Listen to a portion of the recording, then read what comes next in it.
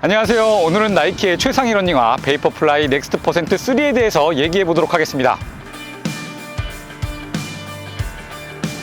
나이키에서 일주일 전에 베이퍼플라이 넥스트 퍼센트 3를 출시를 했어요. 프로토타입이랑 화이트, 실버 컬러 이렇게 과거에 라인에 있던 컬러에서 그 오마주를 해가지고 3 모델을 만들었더라고요. 저 같은 경우는 출시일이 딱 명확하게 기입이 돼 있어가지고 나이키 앱에서 15% 할인 쿠폰을 붙여서 28만 9천 원의 가격에서 15% 된 24만 원 가격에 아주 합리적으로 구매를 하게 됐습니다. 저에게는 알파플라이 넥스트 퍼센트 2가 있어가지고 이 컬러와 라인을 좀 맞추고 싶었습니다. 베이퍼플라이 시리즈는 19년도에 1을 시작으로 21년에 2, 그리고 지금 2023년에 2년 주기로 나오는 것 같아요. 이 신발이 다른 신발보다 더 관심을 받는 이유는 아마 그런 것 같아요. 이제 킵초게가 보통 달릴 때는 알파플라이를 신고 뛰는데 최상위 러닝화잖아요. 카본 레이싱화 중에서 디자인도 예쁘고 좀 빨리 달리고 싶은 그 나이키의 레이싱화에 대한 그 기대감이 있잖아요. 그 기대감 중에서 알파는 좀 과하다, 그거는 일반적인 그 아마추어나 엘리트도 컨트롤하기 좀 힘들다라는 생각을 좀 많이 가지고 있어가지고 그런 면에서 아무래도 사람들이 더 선호하고 이 모델을 기다리는 것 같아요. 부상이나 이런 위험에서 조금 많이 벗어날 수 있고 그래도 좀 안정적인 카본 레이싱화의 탄성도 가지고 있으니까 3 모델을 더 기다리고 이미 이 모델을 접해본 사람들은 훨씬 더 좋은 평가를 하고 있더라고요.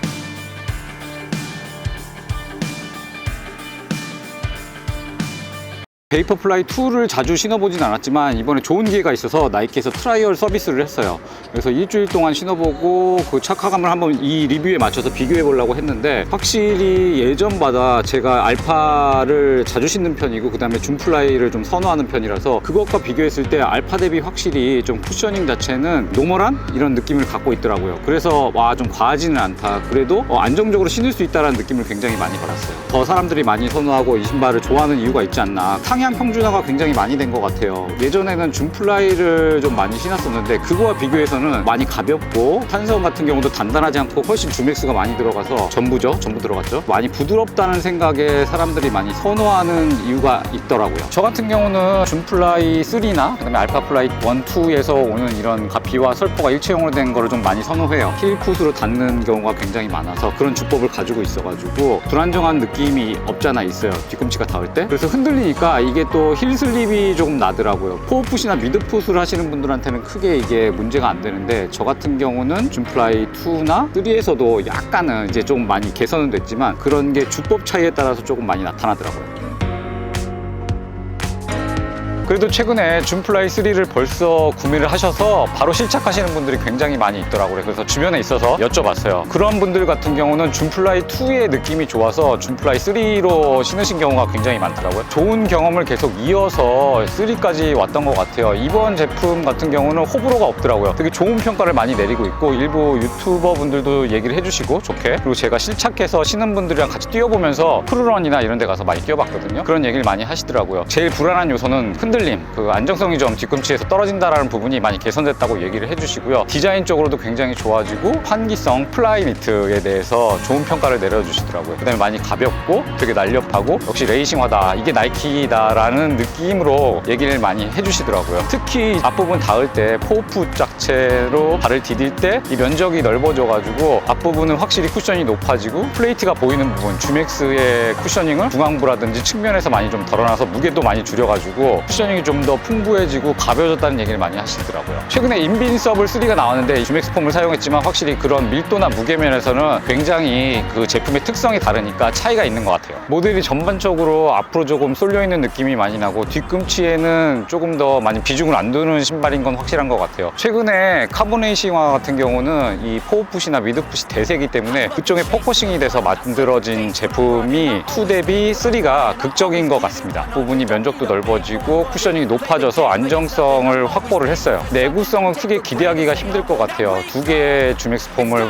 붙여서 그 사이에 카본 플레이트를 넣은 구조도 그렇고 2 대비 3가 쿠셔닝 폼도 훨씬 가벼워지고 말랑말랑해지고 부드러워져가지고 이제 구조적으로 밖에서 봤을 때 밑창 같은 구조 같은 경우도 포어풋이나 미드풋에 집중이 돼 있어가지고 고무 러버가 거기 집중돼 있는 반면에 뒤꿈치는 투 대비 확실히 조금 더 약해진 느낌이 있더라고요. 제가 주변에 2, 3회 정도 뛰신 러너를 봤는데 뒤꿈치로 어떻게든 닿을 경우에 금방 마모가 되더라고요. 힐풋이나 미드풋으로 닿는 러너라면 확실히 많이 부담이 될 것 같아요. 가격도 26만 9천 원에서 28만 9천 원으로 점점 오르는 추세잖아요. 확실히 나이키 카본 레이싱화 상위 모델 같은 경우는 좀 더 서양인 칼발에 많이 맞춰져 있는 것 같아요. 베이퍼플라이 같은 경우는 훨씬 그게 칼발 느낌이 커가지고 큐에서는 저는 위에가 걸리더라고요. 신발끈 주변이나 아일렛 부분이 많이 걸려가지고 이런 부분이 많이 개선됐나라고 느껴보니까 지금 착화를 하고 있잖아요. 2, 3회 뛴 경우에 많이 굉장히 나아졌구나. 그래서 이게 디자인적으로 변경이 있었구나. 다른 사람들도 이걸 느끼겠구나 라고 생각이 들더라고요. 저 같은 경우는 카본 레이싱화가 잘 맞는 것 같아요. 뛸 때도 굉장히 재밌고 리드미컬하고 탄성 앞으로 치고 나가는 이런 러닝의 재미를 느낄 수 있게 만들어주는 신발인 것 같아요. 그런 면에서 알파 플라이는 조금 더 과하고 근데 준 플라이는 좀 부족한 면이 있고 딱한 면도 있고 무게가 나가는 것 같아요. 하도 요즘은 가벼운 운동화 그렇지만 맥시멀한 폼이 대세니까 이런 거와 맞춰서 좀 비교를 해보자면은 중간에 포지셔닝이 잘 돼 있는 신발인 것 같아요. 가피의 구조를 보니까 이 신발은 도저히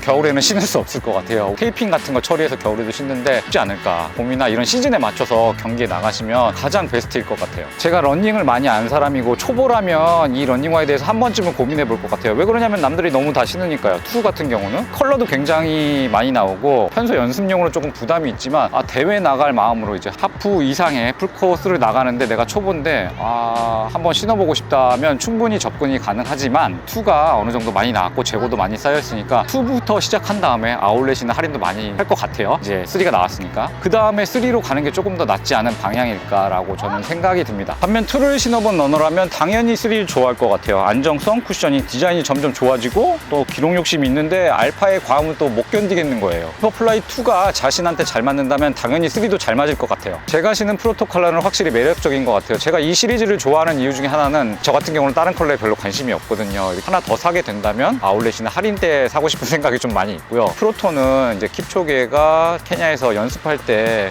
그 프로토타입을 나이키와 같이 함께 연구하고 신어봤던 제품에서 영감을 받은 컬러와 디자인이잖아요. 그래서 그런 게 조금 더 의미가 있어서 저는 알파에 이어서 베이퍼 3도 이 컬러를 선택하게 됐습니다. 그렇지만 앞으로 다양한 컬러가 굉장히 많이 나오더라고요. 일부 인터넷에 벌써 유출된 컬러들이 많은데 그 컬러도 충분히 매력적인 것 같아요. 최근 제가 다양한 행사도 많이 가고 서울마로 뛰면서 느낀 건데 러너들이 굉장히 빠르게 성장을 하고 있는 것 같더라고요. 예전보다 되게 자료도 많이 찾을 수 있고 훈련 프로그램도 많이 늘어난 것 같아요. 유튜브라든지 뭐 다양한 블로그 같은 데서 쉽게 정보를 습득하고 자기화 시킬 수 있는 것 같아요. 그것도 중요하지만 같이 훈련하는 것도 굉장히 많이 도움이 돼가지고 프로그램도 여러 군데에서 운영을 하고 있더라고요. 또 한 가지 팬데믹 이후에 지나면서 마침 날씨도 좋아졌잖아요. 겨울이 지나고서 그런 여파로 있어가지고 사람들이 굉장히 훈련하기 좋은 환경이 조성이 됐던 것 같아요. 그래서 신발도 많이 상향 평준화가 된 것 같아요. 이 베이퍼플라이 3 나이키 홈페이지에 가시면 설명서에는 어떻게 써있냐면 10km부터 풀마라톤까지 나갈 수 있는 제품이라고 써있고 초보부터 엘리트 러너들까지 신을 수 있는 신발이라고 써있어요. 이런 것들이 이런 프로그램이라든지 정보라든지 러너의 성장에 맞춰서 계속 같이 성장을 해 나가는 것 같아요. 만약에 저에게 이 신발을 초보에게 추천해 줄 수 있냐라고 물어보면 전 당연히 해줄 수 있을 것 같아요. 과거에 준플라이 시리즈의 대안이 된 제품이고 알파보다는 좀 과하지 않아서 초보로든지 뭐 대회를 목표로 하신다면 평소에 신는 거는 좀 과할 수 있고 가격적으로도 부담이 될 수 있으니까 충분히 신을 수 있는 제품이라고 생각을 해요. 마라톤 나가서 서브4 정도의 목표를 원하신다면 이 신발을 신는 거를 추천을 드립니다. 우리 모두 주로에서 굉장히 멋있게 뛰고 싶잖아요. 그런 것 때문에 나이키를 더 선호하는 것도 있고요. 그런 의미에서는 누구나 충분히 신을 수 있어요. 또 나의 능력이 조금 부족하다면 템빨로 좀 밀어보고 싶은 것도 다 누구에게는 있잖아요. 도쿄 마라톤을 TV에서도 보고 그 다음에 이제 서울 마라톤도 나가봤지만 저는 이게 얼리버드가 돼서 B그룹 상위에서 뛰었어요. 베이퍼 시리즈를 가장 많이 신고 알파도 많이 보이지만 그런 목적이 누구에게나 다 있는 것 같아요. 뭐 그 다음에 한 이수년 아디다스 아디제로 프로3가 많았던 것 같아요. 마라톤은 분명히 타고난 사람도 존재하지만 우리 대부분 이 운동이 정직하고 훈련을 통해서 내가 성장할 수 있다는 부분 때문에 좋아하잖아요. 그리고 나이가 들어도 이 스포츠를 계속할 수 있다는 믿음을 갖고 있잖아요. 그런 매력 때문에 여러분 모두 이 운동을 하고 있다고 저는 생각을 해요. 우리들이 사랑하는 이 정직한 스포츠 러닝 계속해서 지치지 않고 때로는 뭐 쉬엄쉬엄 하셔도 되지만 모두 즐겁게 열심히 템팔도 받으셔가지고 하시기 바랍니다. 지금까지 나이키 베이퍼플라이 넥스트 퍼센트 3 리뷰였습니다. 무게 말씀 안 드렸는데 275 사이즈 기준으로 196g입니다.